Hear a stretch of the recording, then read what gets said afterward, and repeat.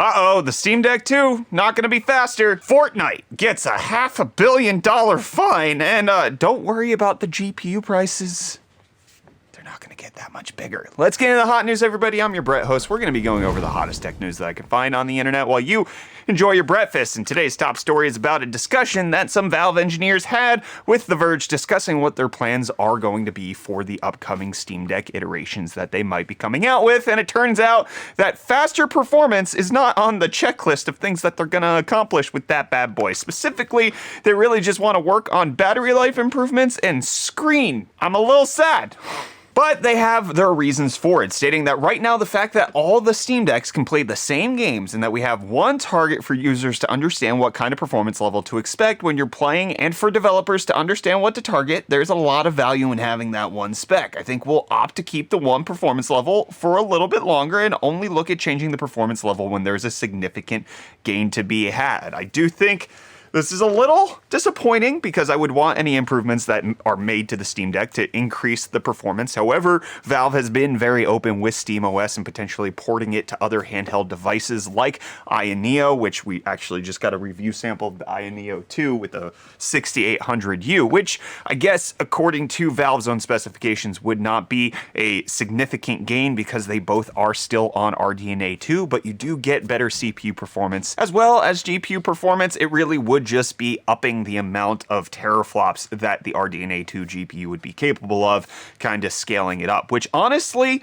I hear them on that, but I also just personally would want to have the same like power targets, like totally allow the developers to target the base Steam Deck, but then offer a higher end Steam Deck that can run it at like a solid 60 FPS as opposed to a solid 40 FPS that the current Steam Deck could carry. That's what I personally want, but it does look like Valve has other plans and they're currently working on software implementations because they think that's really where the Steam Deck needs to improve, such as being able to share per game Steam Deck power profiles, but not per game graphic settings just yet. They're going to be looking at that in the future, as well as making the Steam Deck more available in different regions. So not only will the Steam Deck 2 likely not be an increase in power, they're also looking at something like a Steam Controller 2. It creates a situation where like I kind of already want to move on from the Steam Deck. The fact that it's not on a 6000U processor makes it a little worse in my opinion, seeing what other handhelds are being able to accomplish with that much power just makes me more excited for those things. However, the Steam Deck still has the price point. They still have Valve's ecosystem. Again, you can install SteamOS onto these different platforms, and honestly, you probably should be able to get it done, and Valve's been committed to actually working to develop profiles for those specific units, things that have a 6800U. So it's underwhelming, but also it's fine because I trust Valve and their vision on this right now, and I think that they probably have a better handle on it, but we're falling into the trap with PC gaming that consoles have. The reason why you only get one spec of console is because that just makes it easier to develop for, and if that's how we're going to start prioritize PC games, it's a little tricky. It's a more nuanced thing that has to happen. Man, I'm not going to nuance this anymore because you're going to give me your opinions on that down below in the comments while I take you to the nuance in Cryptostonks. Bitcoin's down 1.11% to be at 16,583. Ethereum's down about 1% to be at 1174. But Dogecoin taking a huge hit, down 8.2% to be at 7.2 cents. That's likely tied to a lot of the uncertainty that's surrounding Elon Musk at this moment. We talked about in yesterday's episode of Hot News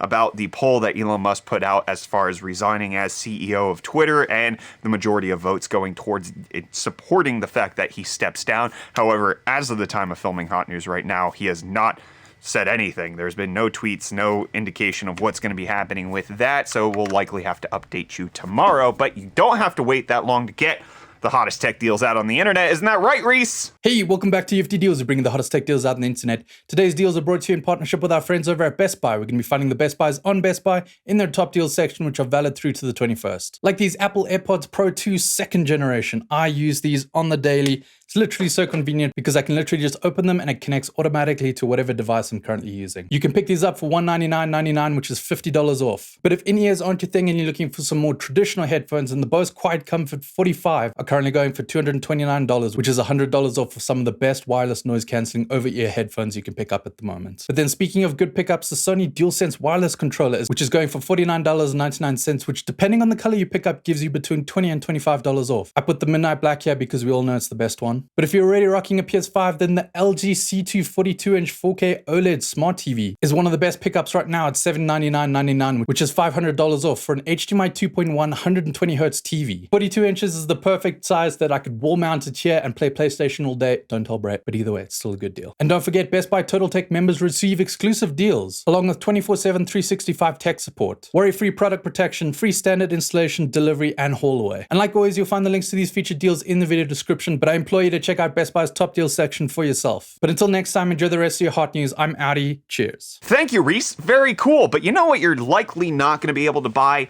very much sooner? Probably will be on a deal at some point. The Atari VCS, which is a retro gaming console that essentially just emulates all of the previous Atari games, made by Atari, but not the real Atari, because they're an Atari who got acquired and had their branding associate. Anyways, they're reporting that they're not making a whole lot of money. They only had $4.65 million in revenue, which is a decrease of 27%, and their hardware revenue, specifically for the VCS, declined 92% from $2.4 million to $212,000. My speculation on that would be that's them accessing the hardware pre-orders when they actually shipped it last year, but now like new sales, not very many to sell only $200,000 on that, especially with how much these things cost. But Atari also announcing that they're reorganizing their hardware business, and that will include the suspension of direct hardware manufacturing relationships related to the VCS. So in case you wanted one of these, now might be the time to go pick it up. It is still available for $400, which I've heard some people justify the reasoning for why you would want to spend that. I just don't get it. For me personally, you want to buy it, you do you.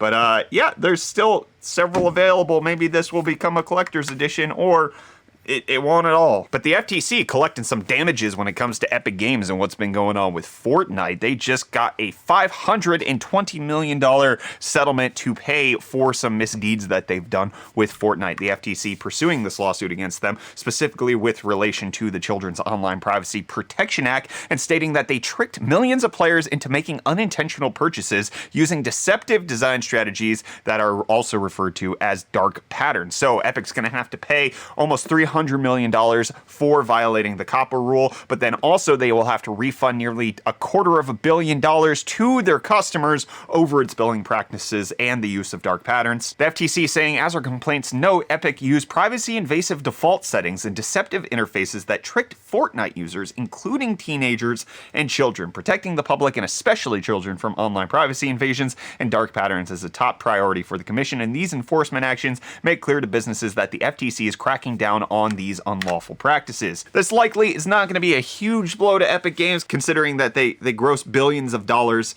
on Fortnite every single year alone. Epic saying that, among other things, that they've restored thousands of accounts that were banned due to reported chargebacks under their previous policy, and that they've accepted this agreement because they want Epic to be at the forefront of consumer protection and provide the best experience for our players, which is just, you got caught, you got issued a fine, and then you're just like, we're going to accept this fine because we want to take care of people. We didn't consider that before we were called out and caught for it and then taken to court for it and then argued against why we shouldn't pay for this.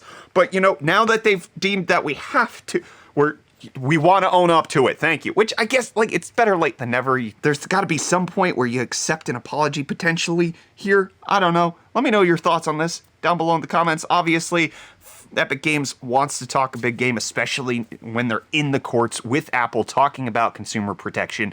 If they're not doing it themselves, they're settling record lawsuits with regards to their own practices. It kind of reduces their argument and their complaints against what Apple has as far as their integrity in the matter, regardless of whether or not it's correct. It's just a whole messy situation. What's also been a messy situation for a little while has been the high-end desktop market. I don't know if you friends remember this, but getting a step above above what the current consumer chips were, like an i9-13900K. There would be a step above that, okay? It was called an i9 back in the day, but then it was also called Threadripper when it came to AMD, but then they turned it into a professional thing with only workstations. But turns out, maybe with Ryzen 7000 Threadripper, they might be coming back to high-end desktop and not just workstations. So this is going to be called Storm Peak, and it's going to have two different differentiations. High-end desktop's going to be quad-channel, 64 PCI Express Gen 5 lanes, 8 PCI Express Gen 3 lanes, and overclock support, whereas the workstation is going to be octa-channel memory, 128 PCI Express Gen 5 lanes, the same amount of Gen 3 lanes, but no overclocking support, which this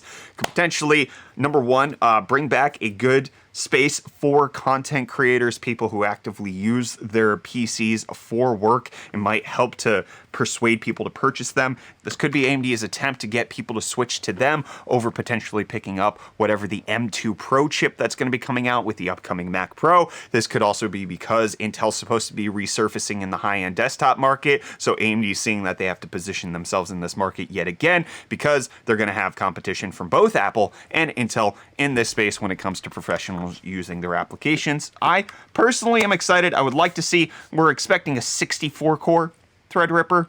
I would like that. I would love to see it. I'd love to smack one of those in my system. Let me know what you think of a Threadripper being a high-end desktop chip yet again down below in those comments. And I'm going to let you know an update to a previous story that we've had here on Hot News about GPU tariffs that were potentially set to expire at the end of 2022 and thereby raising the prices of GPUs in the United States of America by 25%. Well, it turns out that the USTR has decided to prolong the tariff exclusions another 9 months, so that 25% tariff exclusion rate is not going to expire, so the prices should stay where they are and the GPUs should not get more expensive at the moment. Again, this is only an extension of 9 months, so we're going to have to revisit this sometime in September for us to see what exactly is going to shake and bake with all of those details, and maybe just in time to get the RTX 4090 Ti that NVIDIA announces at $2,000, and then the tariffs come right on in, and then, you know, you got to sell your boat in order to buy one.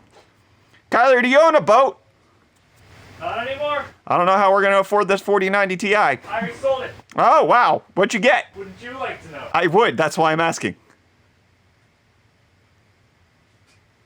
I'll see you guys tomorrow for Hot News because I'm going to have to go get a confession out of Kyler. Cheerio.